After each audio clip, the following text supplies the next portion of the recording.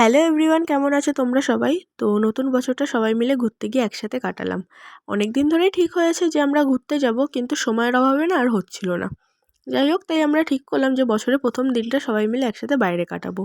তো আমরা এখানে সবাই মিলে রেডি হয়ে বেরিয়ে পড়েছি, আর গ্রামের পরিবেশটা এনজয় করতে করতে আমরা পৌঁছে গেছি শান্তিনিকেতন। আর শান্তিনিকেতন গিয়ে যে গেস্ট হাউসে আমরা উঠেছি তার নাম হলো শকুন্তলা। আর শকুন্তলার সামনে ওই হাটটা বসে, যেটা সোনাঝুরি হাট নামে পরিচিত।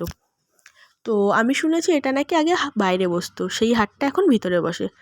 তারপর আমরা চেকিং করে চলে এসেছি রুমে, আর তোমাদের সাথে রুমটা শেয়ার করলাম। আমরা অবশ্য দুপুরবেলা পৌঁছেছি, তো অতটা রাস্তা জার্নি করে আমাদের খুব কষ্ট হয়ে গেছিলো, আর খুব খিদেও পেয়েছিল।